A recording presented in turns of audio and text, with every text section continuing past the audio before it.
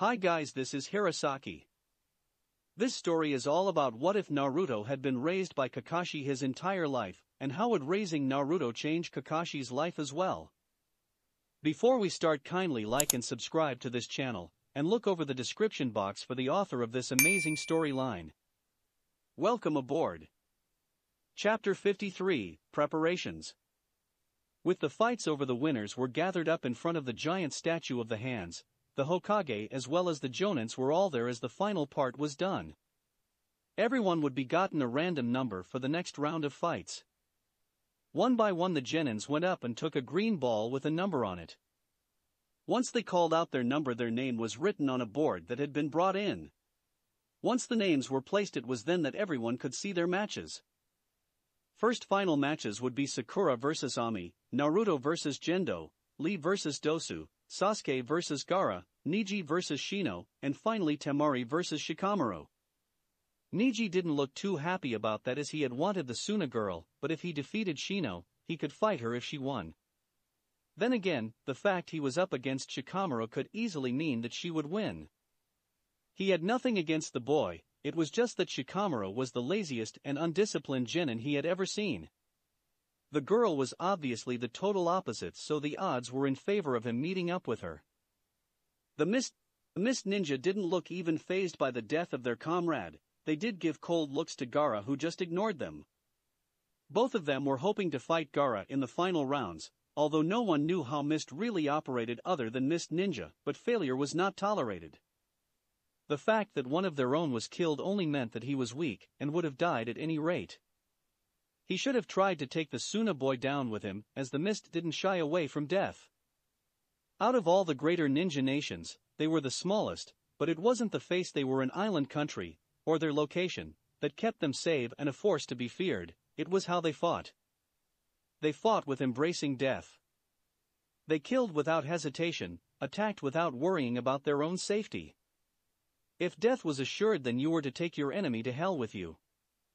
That is what it meant to be a Mist Ninja. You were to become demons and monsters of death and mayhem. That was why they were one of the strongest, and why no one had invaded their lands in a long time. Because everyone knew that you would have to pay in blood for every inch you stepped. After the Hokage dismissed them, the teams were filling out of the area.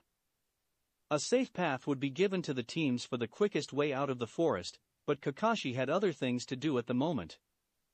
So far he had to trail all three of his students for the final round. He had been thinking on this. Each student would need to be trained individually in order to win and even survive this. Kakashi didn't like that two of his genins were going up against those Mist genins. Plus, Sasuke just had to get that Gaara kid as well. At any rate, he wouldn't be able to split his attention between all three and still get them ready. He moved off to make sure that he would be able to get at least one student training by someone he trusted. "Anko, can I speak with you?" Kakashi asked as he walked up to his girlfriend. "Sure, what is it?" "I need a favor." She smirked at him again. "Well, just because we're dating doesn't mean it's for free. So what do you need me for?" "I want you to train Sakura for me for the month," Kakashi said to her. "I have a new justice that she can learn, and she'll need to learn them. I can't teach her, but you can, plus I think she looks up to you. Also, I know you can help her out, and I trust you." Anko was surprised by this and felt happy that he was trusting her with one of his genins. Sure, she had helped out before, but this was a bit more different. He was placing the life of his genin in her hands. She had seen what that Ami kid had done. Sakura would need to really get some training in to survive a fight with that girl. Plus, she had to admit the pink-haired girl had been impressing her lately. First in the forest and now in the arena, she was curious as to what the girl could do if really pushed hard. "You know what, I'll do it for free. I like the girl, and tell her that in a couple of days I'll come by her place. I need to get a training area ready first, so I hope she doesn't mind." Kakashi nodded. "That's good, a couple of days is all I need to set things up." "Thanks." "Not a problem." She grinned at him. Now with that out of the way, he needed to track down the person he wanted to train Naruto, plus he needed him to take a look at that seal on Naruto's stomach. He had gotten lucky with the opponent, but he could already see that people were giving him questioning looks. It had to be hard to keep that a secret from everyone, and if this kept up, they might figure it out. But it was Naruto's choice to tell them he wouldn't interfere. Sometimes a parent had to let a child make their own choices in life. It was the only way to truly learn and grow at times. Forest of Death Tower, Hospital Area. The tower had its own medical area given that this place was designed for holding battles. Each person was given their own room so that each person would heal in peace. Once they were stabilized, they would be moved to the main hospital in the village for further care. At this moment Neji was standing outside the room for Tenten. He had been waiting for over an hour before the medics told him that he could visit her, but only for an hour. She needed her rest after they had fixed her up. Neji saw Lee and Guy as well, but Guy just gave him a thumbs up. Neji sighed as he went in and gently went to the single bed in the small room. Tenten was lying in the bed. The medics had taken her hair out of the buns, and it was all loose. He felt his cheeks heat up as he looked at her. She had a few bandages here and there, but she looked peaceful like that. Even kind of beautiful. He shook himself out of it as he tried to think of something else. Neji? Tenten's voice called out to him. He looked to see her eyes were open as looking at him. When their eyes locked, she suddenly looked away, almost in shame. I can't believe I lost so badly. I thought I already told you that I was proud of how fierce you fought? Neji said as he took the seat next to her bed. I know, but still, I thought I was better than that. Tenten sighed. She wouldn't feel like this if she had only done better. There was nothing wrong with losing, but losing that badly had hurt her pride as a ninja. Neji knew how prideful she was. Her ambition was to be as famous as the great Tsunade after all. He wasn't sure what to say. He wasn't that great when it came to personal stuff. Tenten, we all think you did your best, and we're all proud. The only thing you can do now is learn from it and get stronger. Tenten looked up at the ceiling as she thought about that. It was true that she could learn something from this. She needed to come up with a way to get around that hole in her technique. It seems I'm fighting Shino, but if I pass him then I'll be fighting the Suna girl most likely. Neji told her. I'm not sure how to beat her, but there is a month to plan for that. However, there is the problem with Shino. With his bugs he can attack on multiple angles. There is a technique I could do, but I'll need your help with it. My help? She blinked at him. He nodded. I need someone I trust and whose skills are perfect for this. I need your strength in order to win, plus I'm sure between us we could think of something to deal with that girl's wind attacks. Tenten felt her cheeks heat up slightly. He wanted to train with just her for a full month? You sure you want me? He took her hand in his and squeezed it gently. There is no one else I would want. Sakura had to wait even longer than Neji did, given that Ino had been even more injured. After being told that Anko would be her sensei for the month, she had been a bit excited at that. But now she was just filled with worry. Her oldest friend was laying in there and she felt so helpless. She wanted to be able to help, but what could she do? Once again people around her were injured and she could do nothing. It was like the forest all over again. She only knew the basics that were taught in school about first aid. Not how to stop bleeding wounds, blood loss and major injuries. She caught a waste basket to the side. There were bloody bandages that hadn't been thrown out yet. A feeling of throwing up nearly came to her. But she quickly put it down. Now wasn't the time, and she needed to see Ino first. She was asleep by the looks of it, and she just sat there looking at her best friend in the world. She looked paler than normal and she was breathing deep. Most likely she was under some kind of medication. Sakura gently touched her friend's hand with hers. I don't know if you can hear me, but I'll get that girl back for this. I'm going to train hard this month and I will beat her. You have my promise on that. After Sakura left, she felt a new determination to avenge her friend. She saw her team had been waiting and nodded to them as they went in to check on her. Sakura found her team waiting around for Kakashi to show up. She cast a look to her teammates. She was a little worried about both of them for different reasons. But it was Naruto that had her concerned the most. So how is Ino doing? Naruto asked. Better, but she lost a lot of blood. They want to keep her overnight to let her body rest before moving her. Sakura remembered the old bloody bandages she had seen. She was so lucky, if that girl had cut into her wrists or something she would have bled to death. Man, these mist guys are pissing me off, Naruto said angrily. I mean what they tried to pull with Kiba and now Ino. Plus, they weren't concerned at all that one of their teammates was killed. They obviously don't care about their teammates, Sasuke spoke up as he thought about it. Remember that story Kakashi-sensei told us about how it used to be called the Blood Mist? I get the feeling that it's everyone for themselves there. It hasn't been that long, and depending on who trained them, if they're from that older generation like Zabuza. He left it hanging as that reminded them of their encounter. They couldn't speak out about it just in case someone overheard. But they all remembered how Zabuza had been a very cold person before he had a change of heart.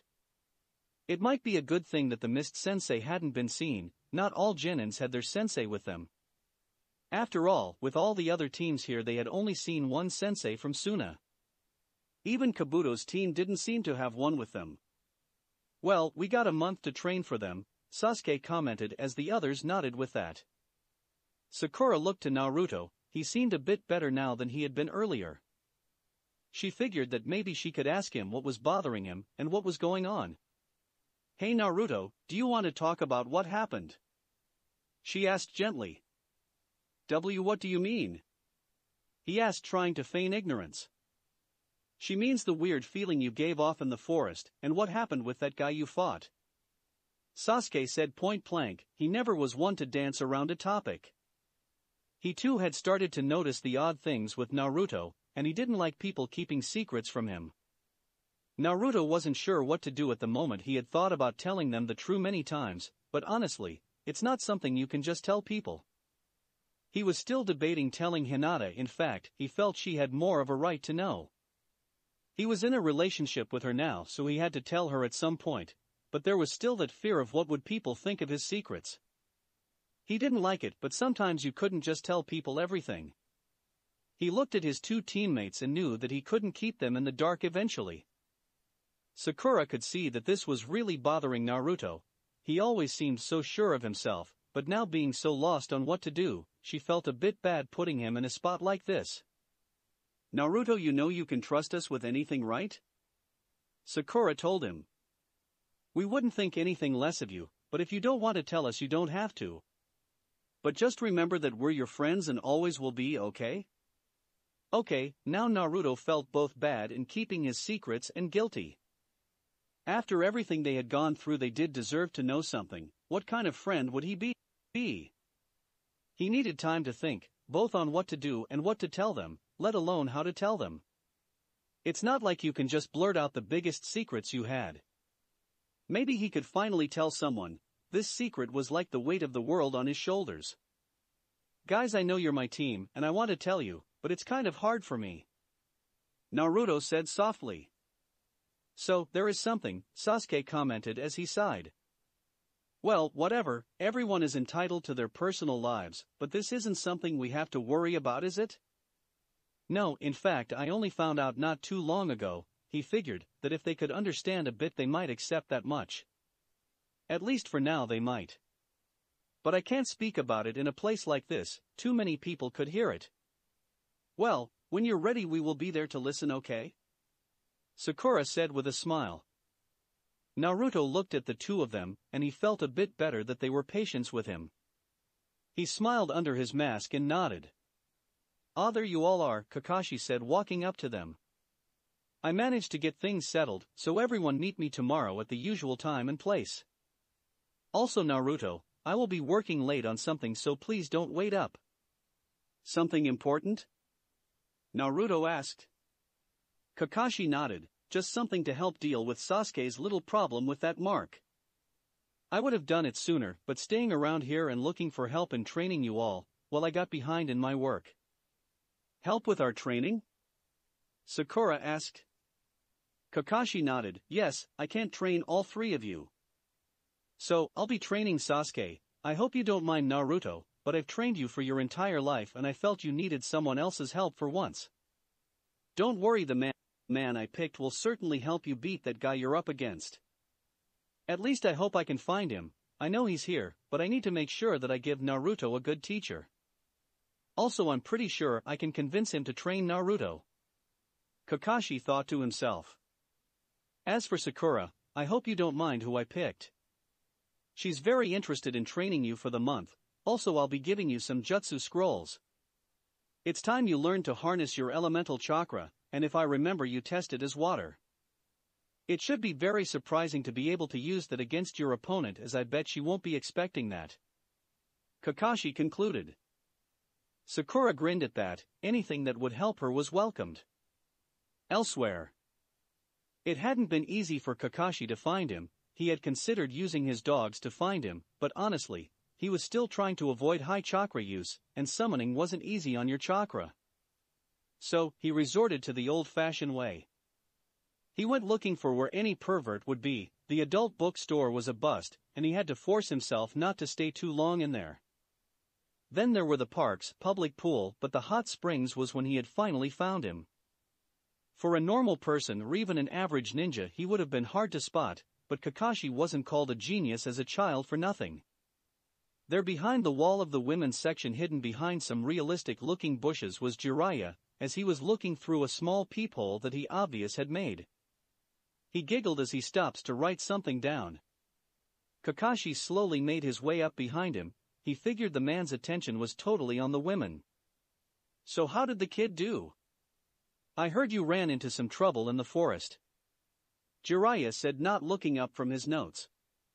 Kakashi blinked in surprise. Obviously, even at least 50 the man's skills hadn't lessened. Well, the man was a legend for a reason. Yes, Orochimaru was in the Forest of Death, and I got the injuries to prove it. Kakashi tried not to clench his teeth at the thought of what the man had done to his Genins and Anko. He also put a curse mark on Sasuke. That got Jiraiya to stop writing. He knew a serious topic when one came up.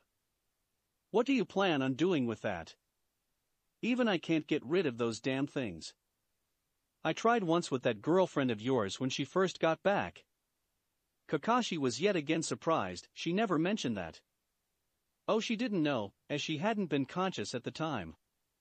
They weren't sure of her loyalties that early on. He sighed, remembering that day. He had been found and brought back to take a look at the seal when the girl was unconscious. He tried a few things, but whatever Orochimaru had been playing around with wasn't anything he had seen before. Well, I plan on putting a seal around it. It should help him at least control it from activating. Kakashi told him, and he nodded his head.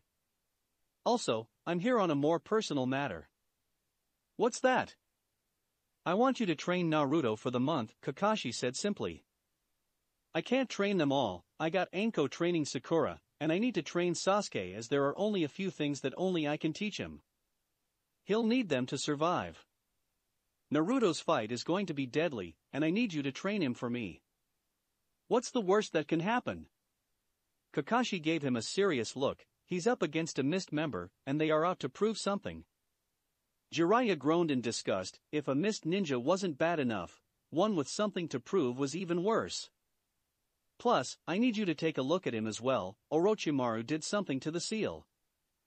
Those words made Jiraiya drop his notepad. To mess with the seal that Minato put on Naruto was insane. Not even he knew the full extent of the seal, as it was the most complex and brilliant design he had ever seen. Sure, he could copy the effects, but there was something about the seal that eluded him. Then again, Minato had been a true genius with seals and ninjutsu. Someone like him only game maybe once 100 years. But the fact that Orochimaru would do something so dangerous just proved how insane his teammate had gone. What are the effects? Jiraiya asked as he got his pad off the grass. He seems to have trouble molding his chakra. Jiraiya thought about it. Only a few things could do that. Thankfully nothing came to mind that was dangerous, like releasing the damn fox demon among them again. Well, he would have to deal with his. He couldn't have Orochimaru screwing around with things like that at any rate. Plus the boy was interesting. He still remembered their first meeting at these hot springs. The kid was something to say the least. He planned on training the boy anyway when the time was right, in Minato's memory, but it looked like he would have to start off a bit earlier than he had planned. "Have him meet me here tomorrow, and I'll get started," Jiraiya said as he went back to looking at the beautiful women in the warm water again. Kakashi only nodded as he left quietly. With that out of the way now, he just needed to set up the seal for Sasuke that he would use tomorrow. He sighed. It was a long day and already it wasn't over with yet.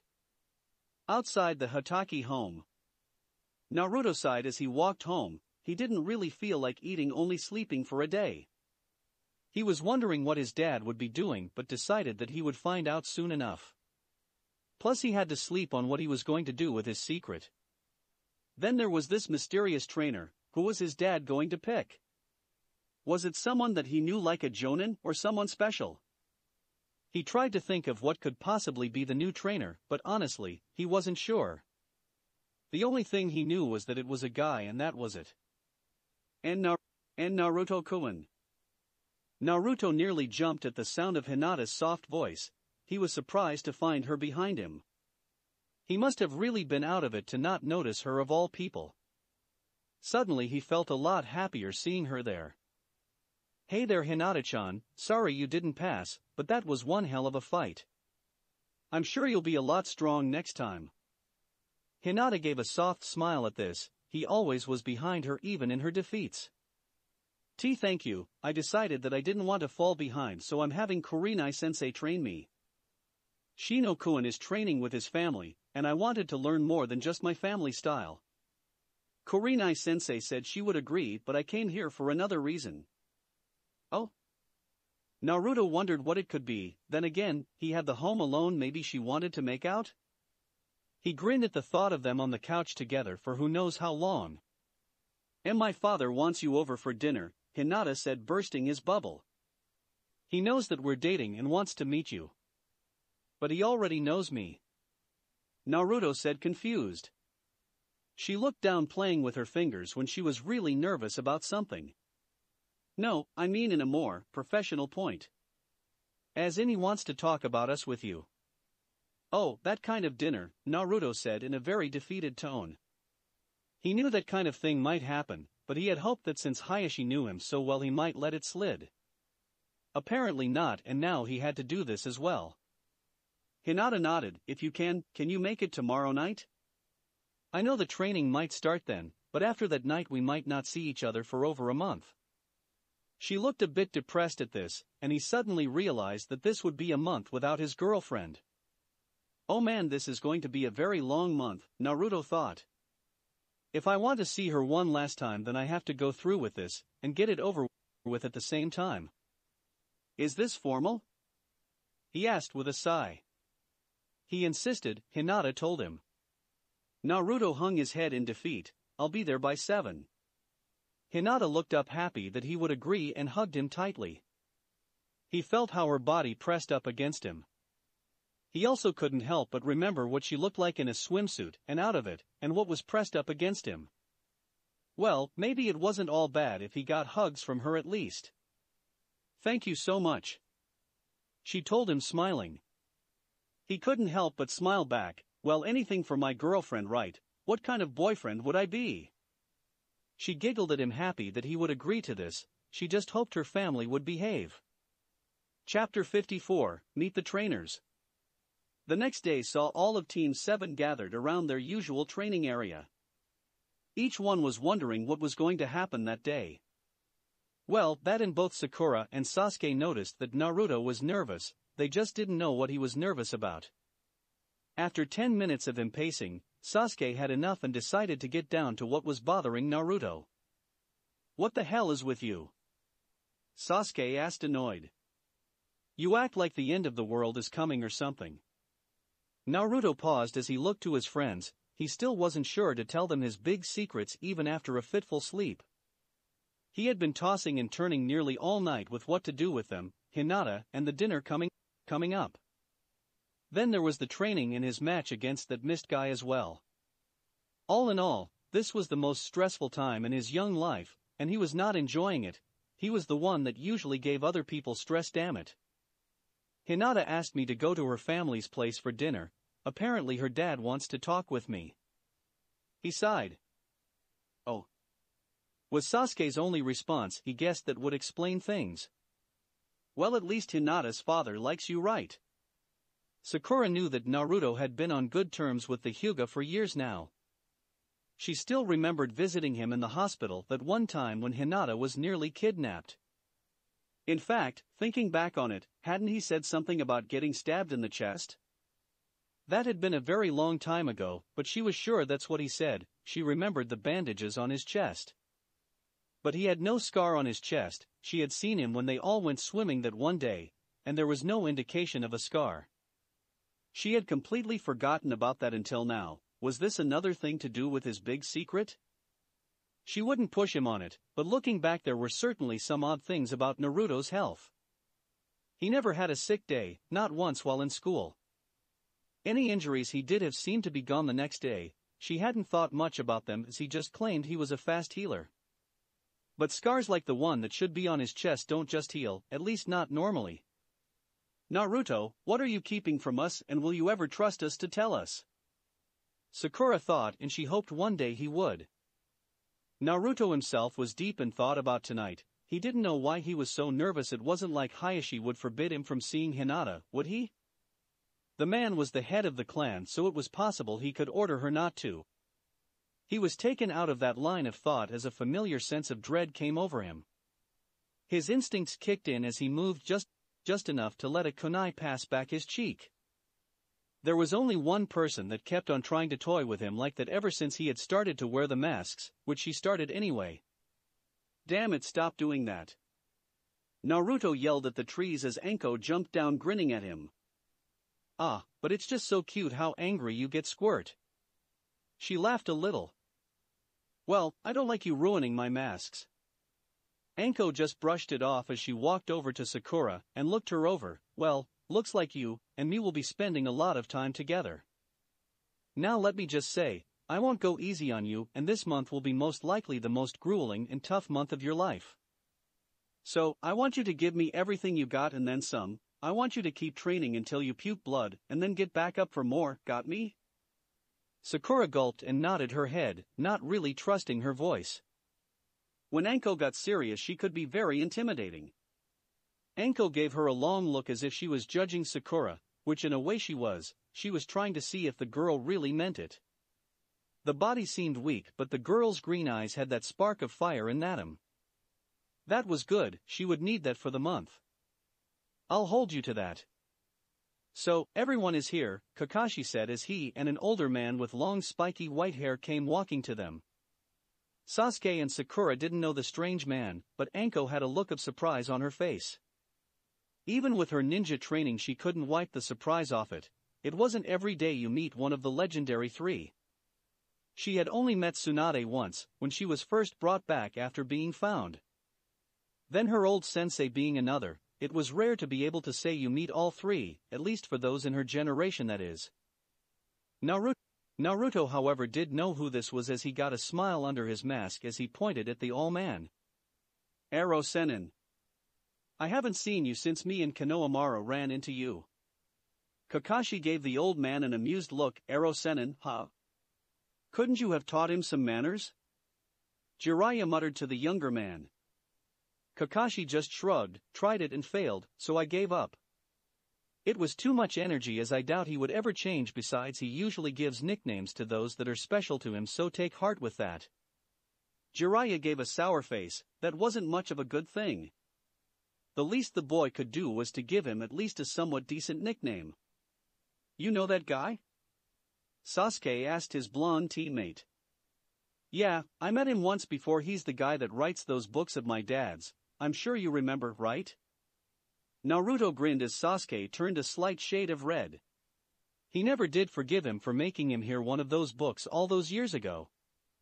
He's also one of the strongest ninjas alive, Anko said as she swatted the back of Naruto's head lightly. You should show some respect, brat. Maybe when you stop acting crazy, Naruto muttered. What? Is that any way to talk back to me? I thought I was your auntie Anko. Or has that status been changed since I've been dating your dad? Anko couldn't help but smirk as Naruto got very uncomfortable. It wasn't like he was against them dating, in fact he actually liked the idea. But he just didn't like the mental pictures of them together alone that came up. There were just some things a child didn't want to know about his father. Kakashi walked over to Anko. He was glad to see her arm out of that sling, although he could tell she was still hurting. Hell, he still was as well, but they couldn't wait to get better. They might not be a full strength, but they didn't have any time to waste. He dug out the scrolls that he had made for Sakura. She would need them. Here, these are for Sakura, he said, handing them over. She's a water type, so I thought it would be good for her to use these. Anko took them and placed them in her coat. Sure thing, she'll need everything she can get. She signed as a thought hit her. A whole month apart, man, this is going to just drag on. He chuckled as he gave her that one-eyed smile of his. Yes, it will, but I can't wait until it's over so we can make up for the time. She smirked as that thought brought a smile to her face. Pervert. I thought you liked that part of me. He whispered into her ear. He could see her trying not to shudder at the sensation of his breath there. She ran a slender finger over his jawline. Who said I was complaining? She could tease him just as much as he could. It would be a very long month, but she had a student to take her frustrations out on, plus she was looking forward to when they were together again. Sure, they hadn't dated much, but they were still in that phase when everything was still new and exciting. I think I'm going to be sick, Naruto muttered deadpan, seeing them like that. He was too far away to hear what they were saying, but you didn't need to hear with what he was seeing. I think it's cute, Sakura told him as she giggled at the sight. Sasuke just shrugged it off. He really wasn't the romantic type anyway. Jiraiya, however, was making some notes while no one was looking. This was definitely going into his new book. Sasuke wasn't sure what to think at first. Kakashi had led him into some underground chamber with torches lighting the area and then told to take his top off. If it had been anyone else, he would have had a very bad feeling about this.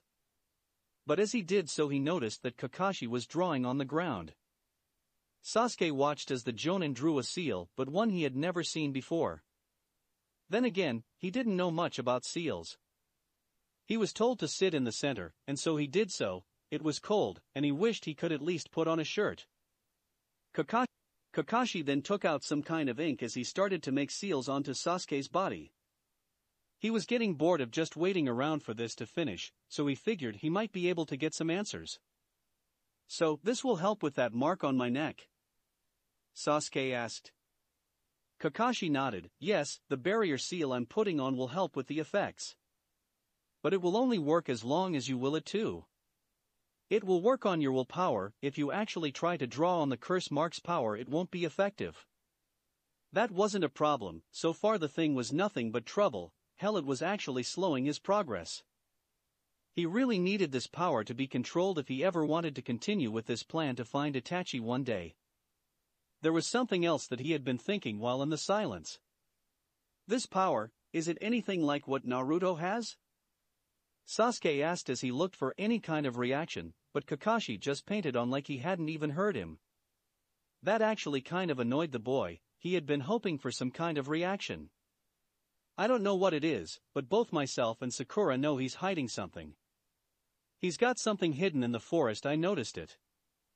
We don't know what, but we guess he'll tell us when the time is right. Kakashi was very silent for a while and Sasuke guessed he was thinking on the subject, then without warning he spoke up. I'm sure he will, when he's ready. Let me just say this, he had a weight of a mountain on his shoulders now, and I hope you and Sakura will help him with his burden. I've tried, but I can only do so much. I don't think I can do much for him, Sasuke said with a shrug. He couldn't guess what was going on, but he doubted he could lend any kind of moral support. He had his own issues to deal with as it was. Actually, you can, he does think very highly of you. He not only sees you as his rival, but as his best friend. Well, best male friend. I think Hinata won out years ago. Kakashi chuckled at that. Why? Sasuke did consider Naruto a rival and a friend, although he would never admit the last on out loud. Because you two are a lot alike in some areas, Kakashi explained. Sasuke snorted. He's got a family and friends, what has he ever lost? It came out a bit more bitter than he wanted to, but to him there was no way anyone could understand the kind of pain he had to live with. The fact that the older brother he had idolized, the one that he wanted to be like more than anything, had done such horrible things. Sasuke's life had been torn down to nothing, and he had to build it back up from the ground. It was a long and painfully lonely process, but he took strength that he wasn't broken. "You're wrong," Kakashi said silently. "Naruto has lost. You see, I don't think he's ever told you this, but he's adopted. His parents were killed during the Nine-Tails attack all those years ago. They were his only family and he never got to know them, so you see when he found out he had a hole in his life. I've tried to fill it, but I know what it's like to lose those you've never known. I don't remember my own mother, and my father died when I was young." Kakashi wasn't sure what made him tell this, but he felt that Sasuke needed to know, to see that others felt his pain as well. That maybe he wasn't as alone as he thought he was in the world. Sasuke for his part hadn't known anything about that. Sure, he had guessed that Naruto's mother had died, but he hadn't known that Naruto was adopted by Kakashi. He had always thought that Naruto just took after his mother in looks. With the mask and how he acted at times, everyone just assumed that he was Kakashi's son. He looked at his Jonin teacher, but the man just was continuing to paint on the seals. "You knew his parents?" Kakashi nodded. "They were as close to me as family. I took in Naruto to honor them. I was alone like you were at that age, but still I took on Naruto. I had no experience and was just a kid myself. It was a long struggle, and it was most likely the hardest thing I've done. But in my darkest of hours, Naruto was the light that gave me hope and the strength to continue on. I would do everything all over again without even thinking. Being a father has been one of the best and worst experiences of my life, filled with joy, happiness, sorrow, worry, and so many other things. But in the end, it was all worth it. And I feel my life is richer for it." Sasuke was lost and thought he knew the kind of darkness that you could live with, and he had lived with it for so long it had become natural to feel it. But then something had changed. Ever since Team 7 was formed, the darkness had slowly been lifting. He did feel better these days. With Kakashi, Naruto and Sakura, he felt bonds forming that he hadn't had in years. He was still lost in thought when Kakashi told him this next part might hurt. "Wait, what did you say?" Sasuke asked, not sure if he heard right. Then the blinding pain as Kakashi applied the seal. He saw white flashes of light and his body felt like an electrical current was running through it. Then he collapsed into the darkness. Sakura. For Sakura, she was led into a different training area. This was one she hadn't been in before as she followed Anko. There seemed to be various trees and rocks that were large enough to hide behind. In fact, she saw how a few rocks had scratches and nicks from weapons most likely on them. There was also a decent-sized lake. Anko sat on one of the rocks as she took out the scrolls that Kakashi had given her. "Okay then, seems like you're a water type."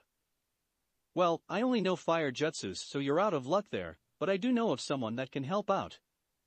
In fact, when we got to talking, we decided to train you and her student together since you're both water types." "Someone else will be coming?" Sakura asked. "Yep, and here they are now."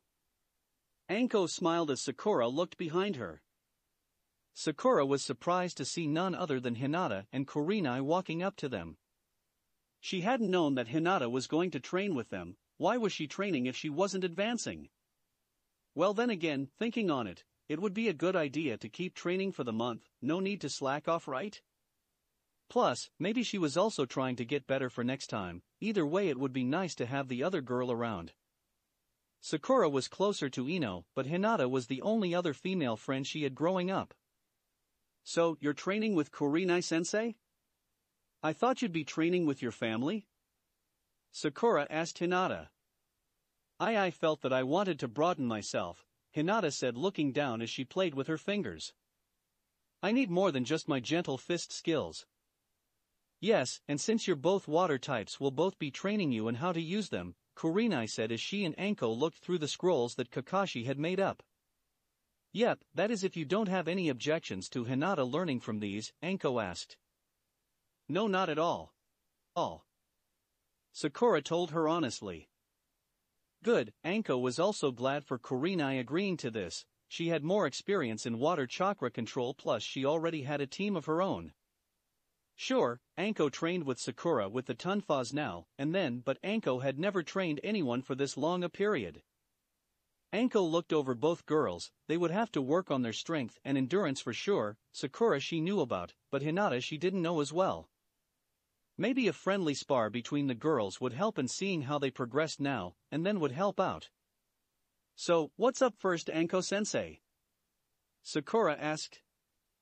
Well, first we're going for a run through the trees. Well, you two will be. First, we'll see how fast you can do it, then how fast while being attacked. After that warm-up we'll work on building up your chakra on the water as you two will spar.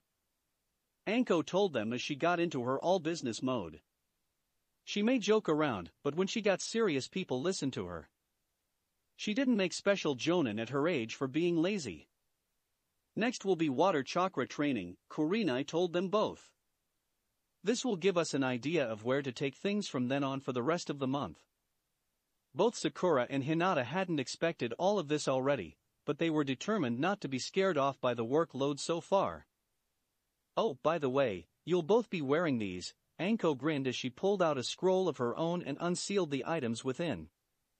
Two small vests with pouches in the front and back landed with a heavy thud.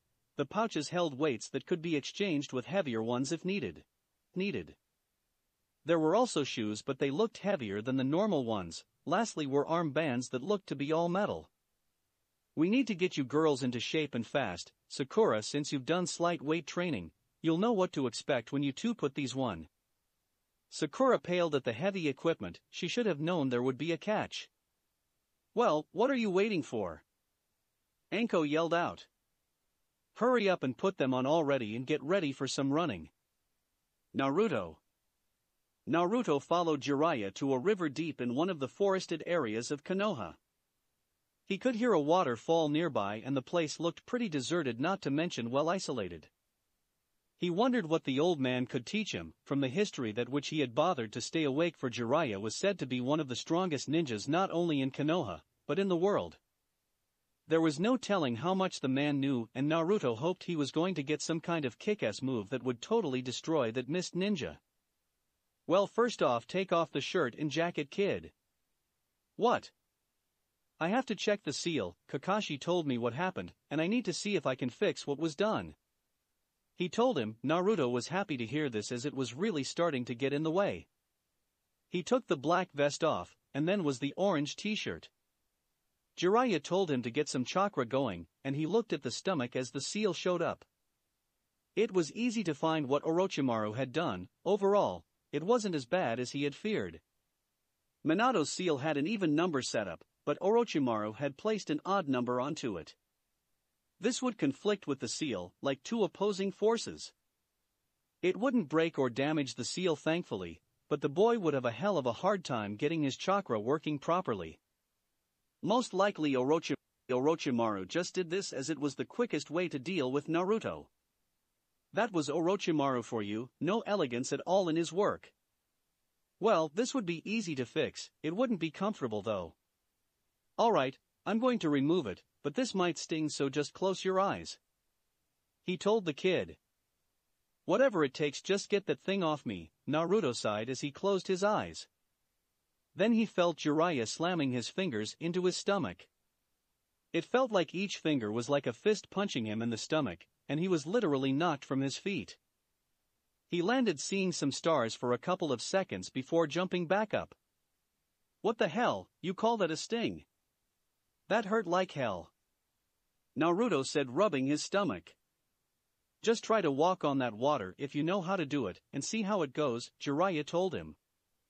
Naruto grumbled as he went to the water. This was a skill he had learned thankfully. He took a step and found that it was a lot easier to get his chakra flowing right. He would feel the difference now as he jumped up with a shout.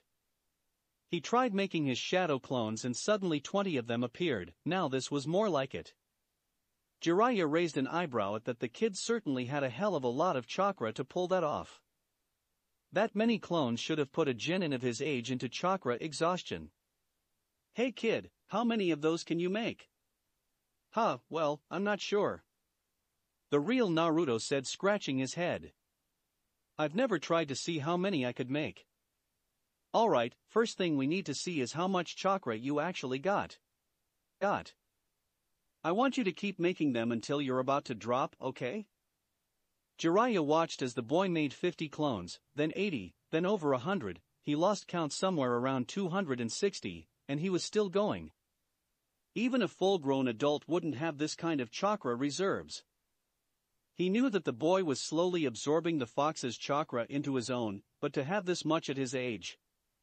He quickly tried to calculate how much it would be when he was an adult, and what he came up with was surprising. The boy would be able to do high-level moves several times in a fight. Alright kid, I think I get the idea, you can take them all away now, Jiraiya told him as the boy dispersed them all. After the smoke cleared, he asked the boy what kind of justice he had going for him. The two wind techniques were nice, although he could tell that the boy could use some work on it. The wind blade would be great to counter any water techniques. The boy also knew how to use that small sword he carried around on his back. Apparently, it was the sword of the White Fang himself, now fully restored. His hand-to-hand skills were above average. Hell, they weren't too bad actually, although his style seemed to be a merger of several different ones, not to mention he made things up on the fly. That was good. Being able to improvise in a fight was very handy to have. He had to admit, Kakashi had done well with the kid. He was definitely more than a genin at this point. For a moment he thought back to Minato, he hadn't been this excited to teach since that time. But as he continued to test the boy, he did have some weaknesses. Genjutsu seemed to be one of them. He didn't know much about that himself, so they would have to skip that. Chakra control seemed to be another. It was one of reasons he had trouble with the wind techniques apparently. So have you been training with chakra control, kid? He asked Naruto. Yeah, but it's hard, Dad says it's because of all my chakra. Jiraiya nodded, he's right about that. Regular people have a decent flow like water pipes in a house, you're more like trying to control the flow of water from a dam.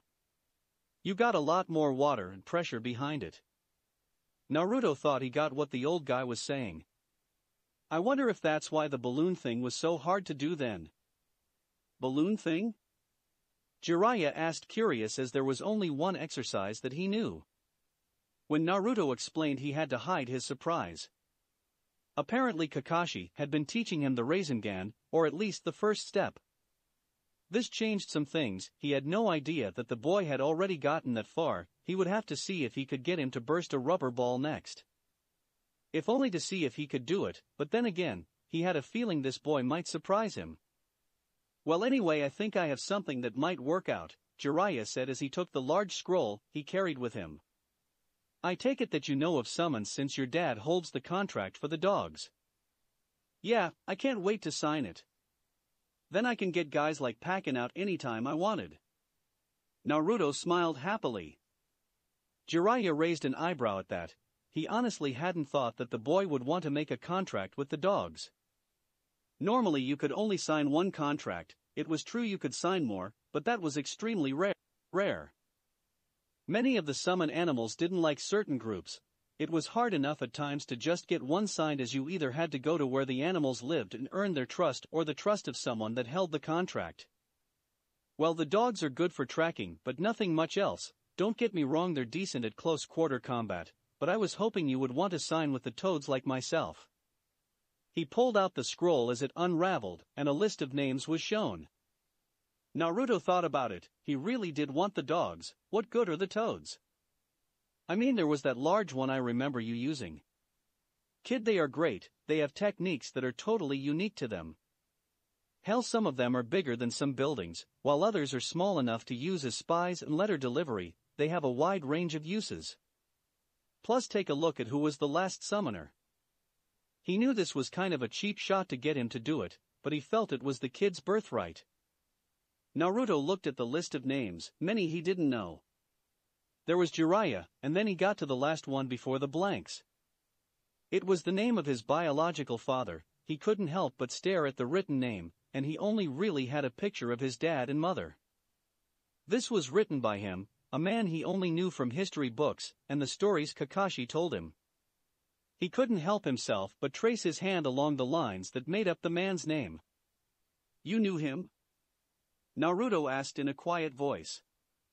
"He was my greatest student, Naruto," Jiraiya said as he sat down with the boy. "A man like him comes once in a lifetime." Naruto was silent a long moment as he thought this out. Eventually he came to a decision. "If I sign this, will you tell me about him? I only know what my dad told me, and I want to know him more." The old man smiled and nodded. "Hey, I'd tell you even if you didn't sign it. It's every child's right to know where he comes from." He saw Naruto's surprised look as he stared at man. "Oh please, I was his sensei. You honestly didn't think I wasn't around when he and Kushina got together? Hell, I still remember her pregnant with you, boy. I'll even tell you about your mother as I knew her as well." Naruto couldn't speak for a moment. He never knew someone else that had known his biological parents. Maybe the third knew, but Jiraiya seemed to have been a lot closer. "Thanks. Good then, now I'll show you how to sign this, and we can get to some real training." The old pervert grinned and Naruto just grinned back. Chapter 55, Dinner at the Hyuga House. Naruto groaned as he tried to put on his best clothing. He still felt a little tired from all the training he had today, but he did promise Hinata that he would be there. He just wished he had more of a break, plus he hated the formal clothing. They looked a lot like Hyuga wear, with some slight alterations of course, but still, he was never comfortable in them. The only reason he had these was because his dad felt that if he ever needed them, they would come in handy. He hated it when his dad was right about this kind of stuff. He also had to pull off his mask as he stuffed it inside of a pocket. He felt naked without it, but he felt that it wouldn't go over well. He decided to wear it to the Hyuga compound, but pull it off when he got inside. Besides, he used to run around without one there before, even if it was when he had been a little kid. He sighed as he got ready. This was for his girlfriend, at least that's what he kept telling himself. Besides, he shouldn't be too nervous. His mind went back to the training. So far it hadn't been too bad, although summoning was a lot harder than his dad made it look.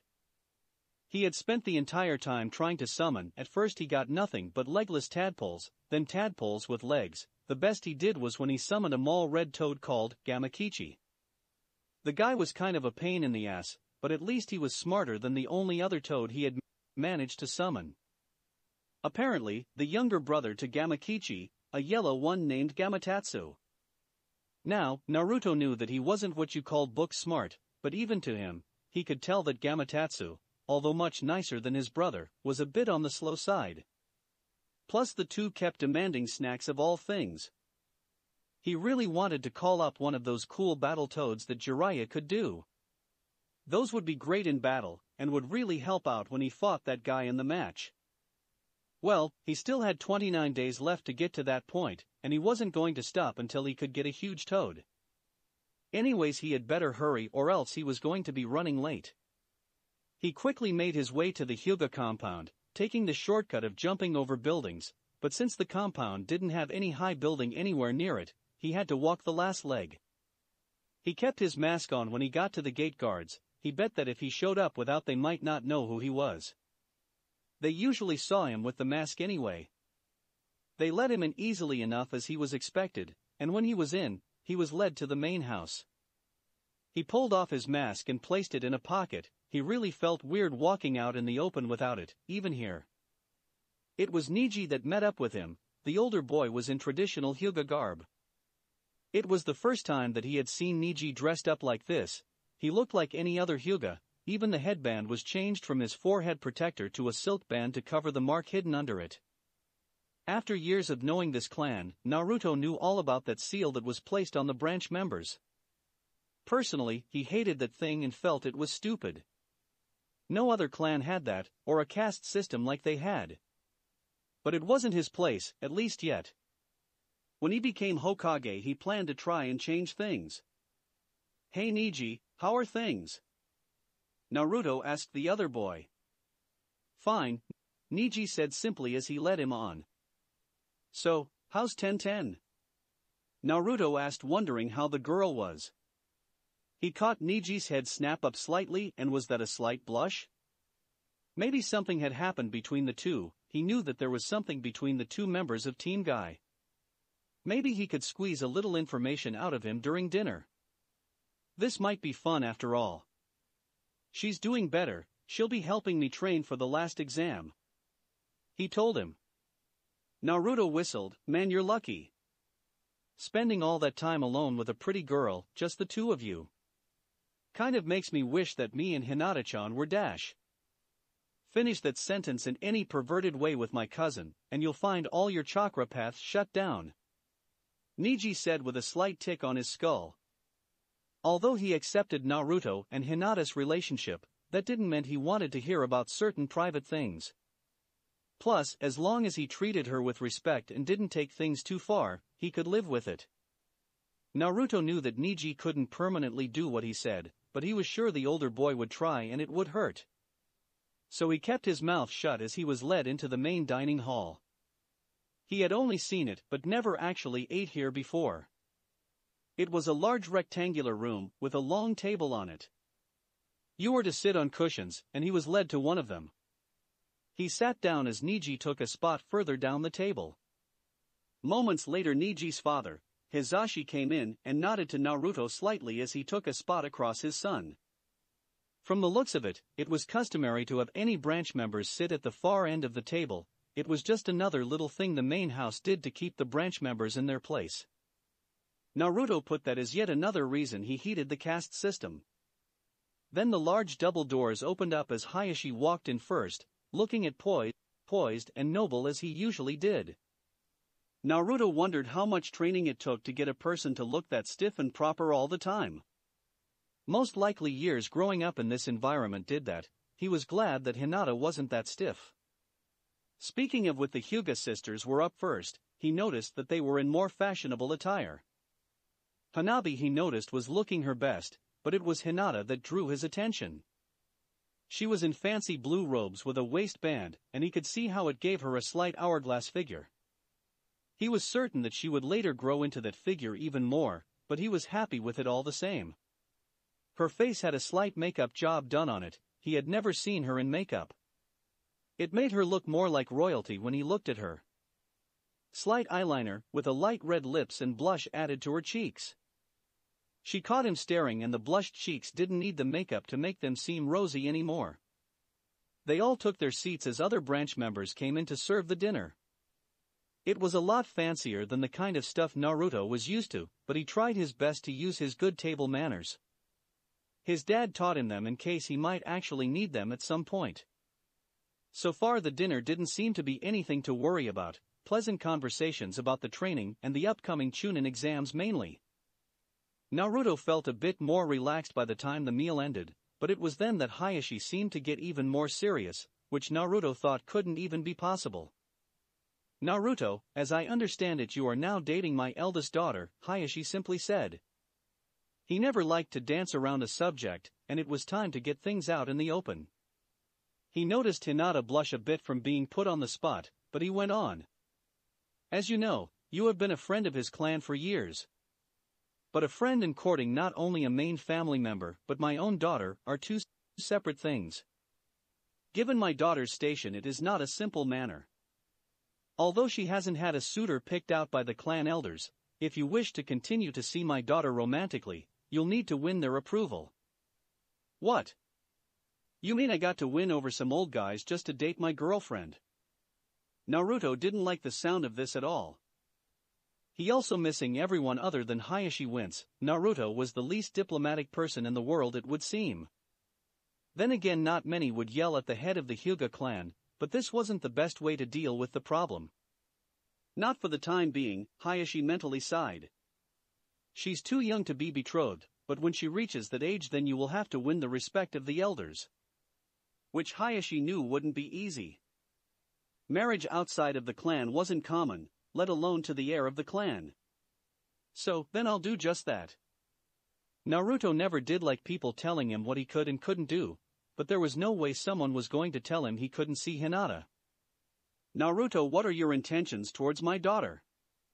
Hayashi said very slowly and very seriously. Naruto was a little taken aback by switch in topic. Well, she's my girlfriend, what else is there to it? What I mean is, what do you plan for with her? Hayashi told him. Is this merely just a fling, or do your feelings run a lot deeper? Naruto blushed as he wasn't sure. After all, he had only just started to date her. Well, I really like her. I mean, she's been in my life for so long I can't really see her not in it. She's one of my precious people to me. Hinata could only look in wide-eyed adoration at Naruto's words. They made her feel happy to hear such things from Naruto. Hayashi thought about what the boy had said. It would seem that although young, the boy's feelings were starting to be strong. If he seriously wanted to pursue his oldest child, then he would need that strength. Even as children, his wife thought they might end up together, and she had always been a wise woman. But they both had known the kind of things that Naruto would face if he did want to have a relationship with Hinata. If you do care for my daughter, then you have better become someone that no one could turn away, Hayashi told him. If not, then it's best you only stay friends, at least for her sake. Her sake? Naruto asked, confused, looking at the others. Hinata and Hanabi seemed to be confused, but the others did seem to know what the clan head was talking about. You, the elders, don't approve of you, and you continue to see her, then Hinata will be punished. Hayashi needed for them all to understand the full consequences. She would have the seal placed onto her, and put into the branch family by going against the elders. Also, if you two still see each other, she could face excommunication. Hinata got very pale at that as Hanabi and Niji gave her worried looks. Excommunication was the worst fate for any Hyuga. Not only were they to be branded with the seal, if they didn't have it, they would be considered dead to the clan. They would be kicked out of the compound, and all Hyuga were to never speak to that person, or even acknowledge them ever again. Hinata knew that she would never be able to see her family again.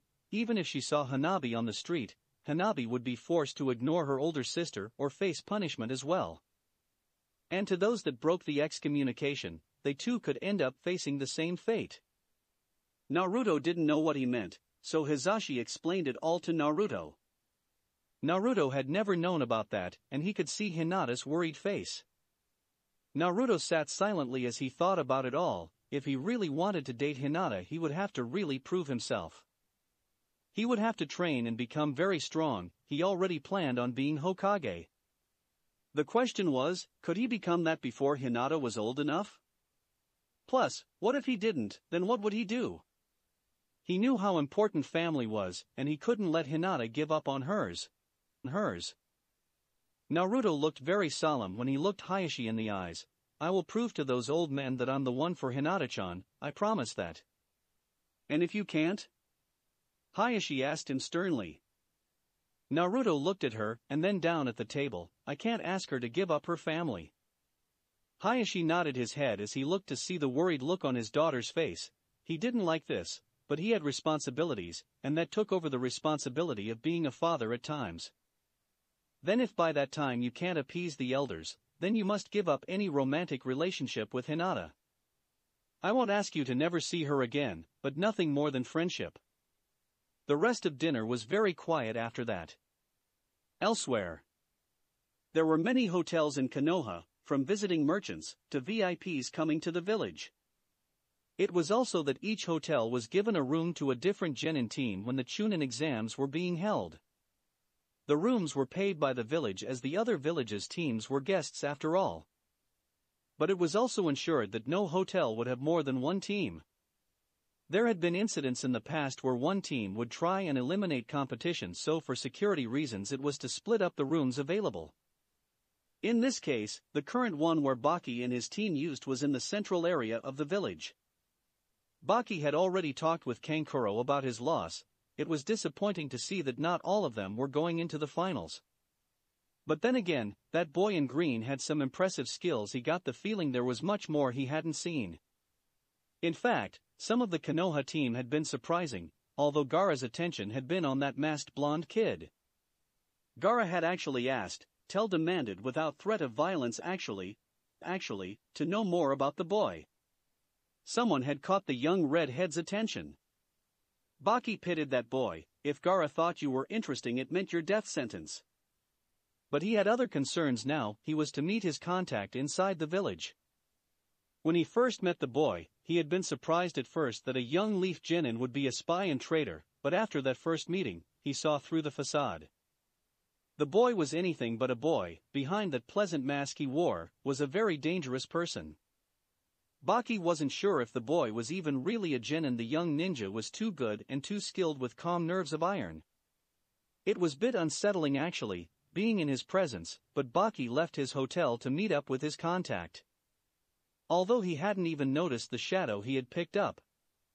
Baki made it to the balcony and waited. He didn't have to wait long before the white-haired boy named Kabuto showed up, silently as ever. "I take it there are no problems?" Baki asked the young man. He smiled, but there was little humor in that smile. It was the kind that actually put the veteran ninja on ease actually. "Of course, we're ready to start slowly having your people and mine infiltrating the village. I've set up safe areas and fake papers to get them past the gate, but they must keep a low profile. Also, the staging areas are already set up, but we'll wait until the day before to move the men into position." Baki had to admit that when he first heard the plan it was a daring one. So much could go wrong, but it was also genius, using the Chunin exams as a cover to have two forces invade a village. But he was worried, using the exams in such a way would ruin their village's reputation. The Chunin exams were a sacred thing, and to use them like this, no one would trust Suna or Oto for exams for generations. It would cause many problems in the future. But it was his Kazekage's orders and he would obey, even if this whole affair didn't make sense to him. The Leaf had been their allies for years. True, it was a tenuous alliance, originally for mutual support, but it was still an alliance. Which made everything worse, breaking an alliance with their plan. Yes, no one would trust Suna, and their reputation would suffer for it all. "Your master Orochimaru is a very dangerous man, but his plan leaves a bad taste in my mouth. He finds it more practical deal with events in the most practical manner, even if it's brutal, treacherous or viewed as distasteful by others." Kabuto smirked as he adjusted his glasses.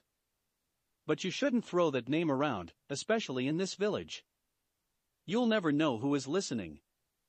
He cast his gaze to a shadowy area and Baki made a slight move to see with his peripheral vision. Baki then caught the movement of someone fleeing the shadows. Baki saw in his head. He was certain he had slipped away unnoticed. He had been complacent and now it cost him. Since it was his mistake, it was his duty to correct that. "I'll handle him. You better leave before someone else shows up." "Very well," Kabuto smirked as he watched Baki leave after the Leaf spy. Hinata's room. Naruto and Hinata finally had a moment to themselves. They were in her room, and it hadn't changed much since he last saw it. Although the bunny cage was new given her new pet, Haku. He remembered a response he got from Wave when he told Haku what Hinata named the rabbit. He was flattered that she had done so, and was glad to hear how things were going. Haku was also doing much better, although they still couldn't mention certain names just in case.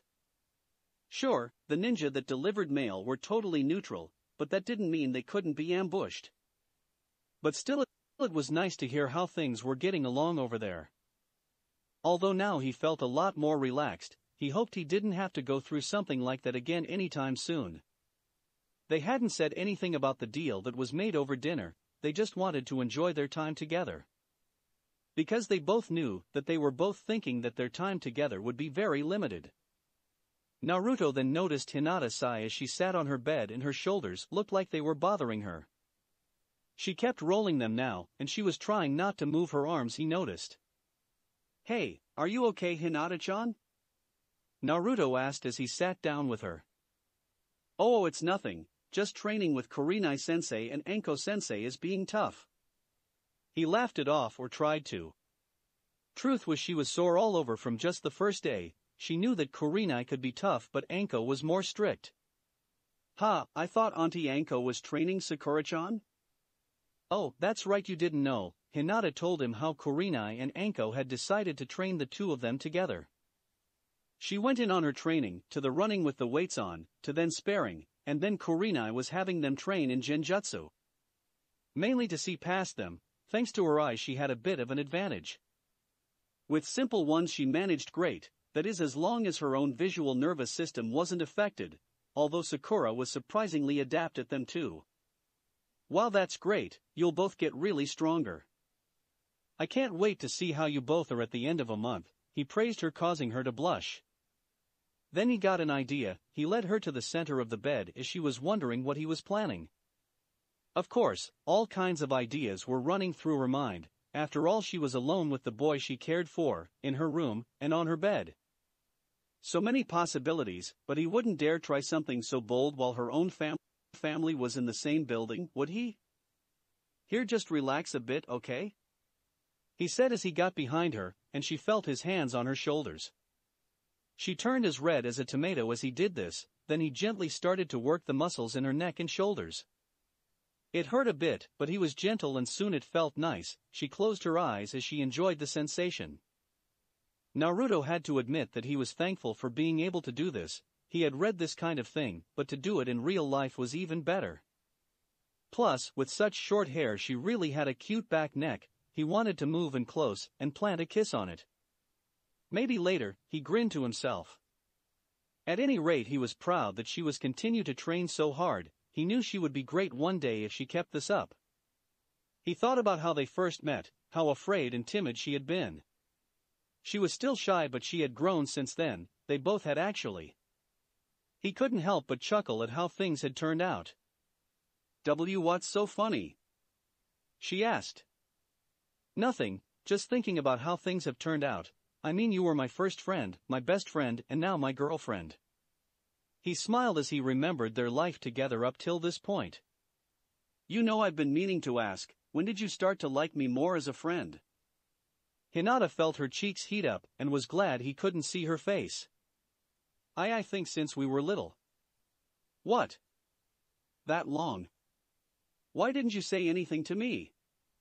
He wanted to know why she had held such feelings for him secret for all this time. I was just afraid to lose you as a friend, Hinata said. When did you start to feel different towards me? Oh, that's easy, when we had that get-together with everyone at the lake after our mission in Wave. Naruto still remembered how she looked in that swimsuit. Really? She was surprised by that. She didn't think she had done anything to really get his attention that day.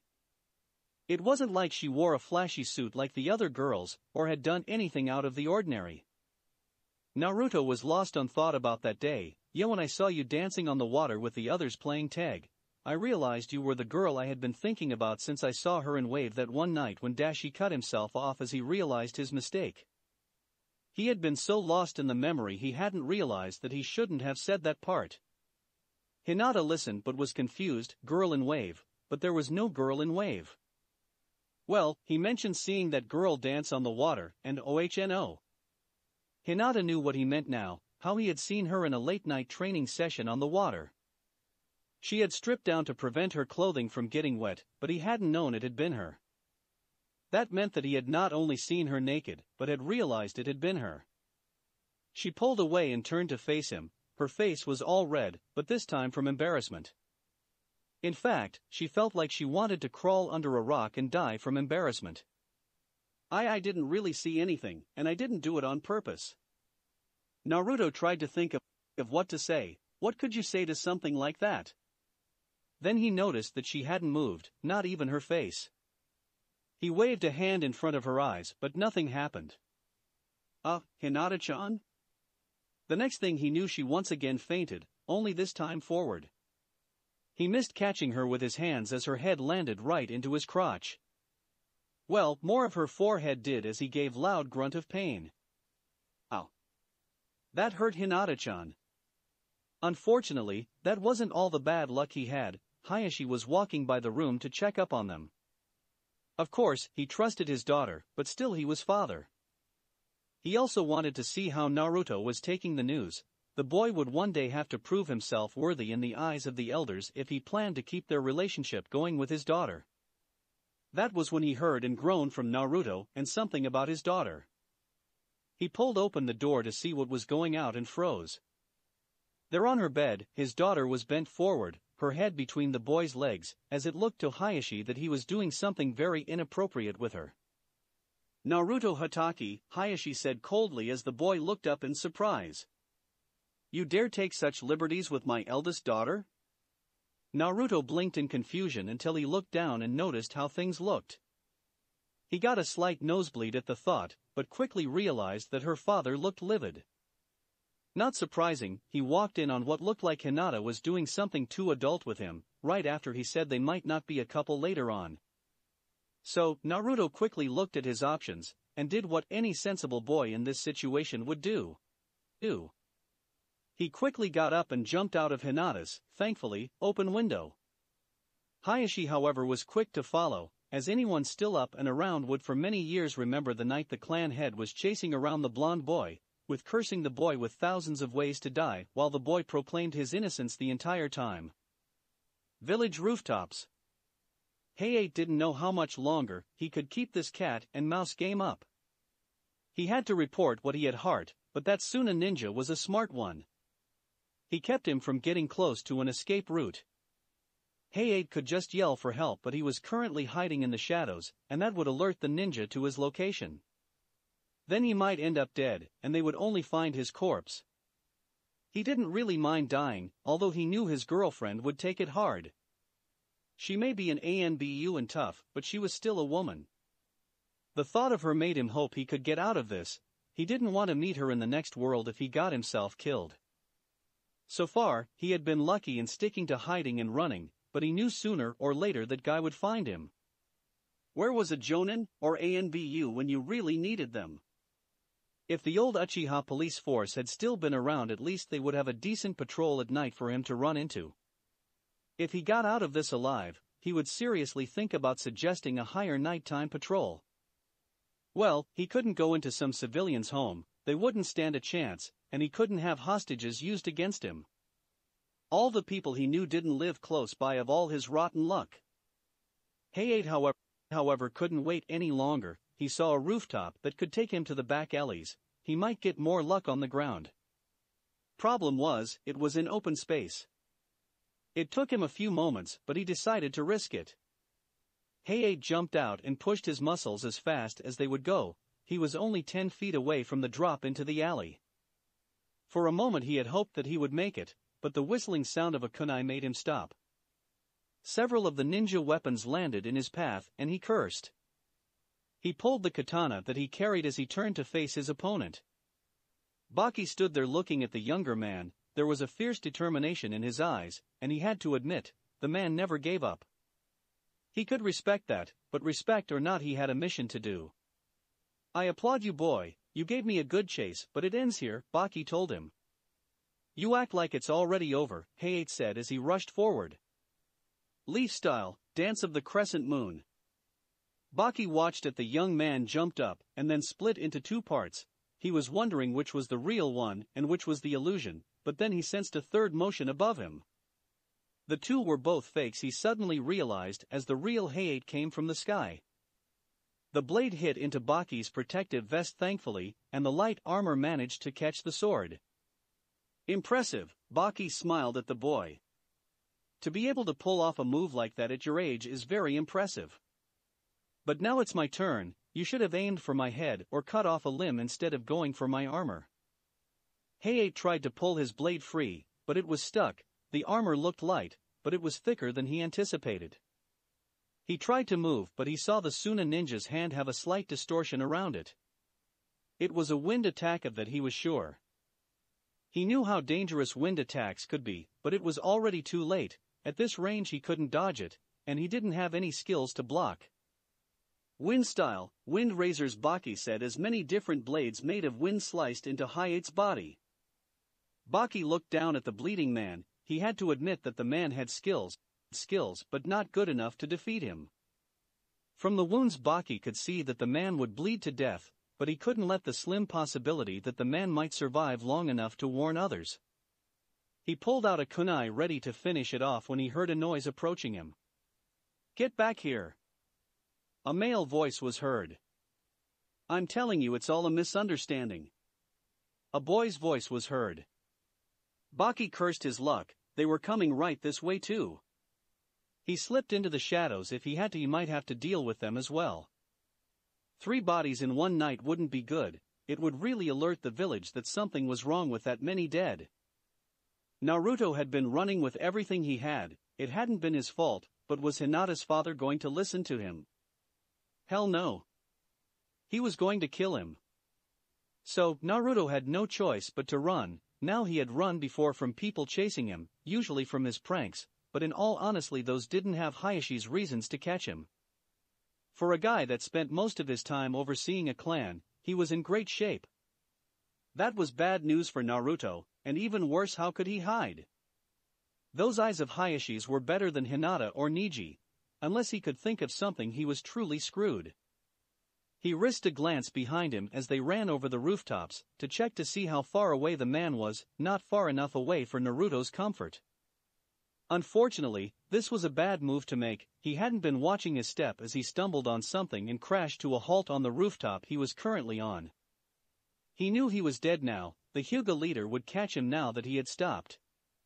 He sighed and he pushed himself around to face his fate when he froze. There was enough light to see what, or more to that matter, who he had tripped over. It was the guy from the last part of the exam, but he was all cut up and bleeding all over the place. He had forgotten all about Hayashi when the man landed. Hayashi was going to punish the boy right there until he noticed that Naruto was over the body of a fellow leaf ninja. As a man of priorities, he knew which would come first, but he gave Naruto a hard look. He would deal with the boy later. Naruto, get help and fast, he won't make it without immediate medical attention.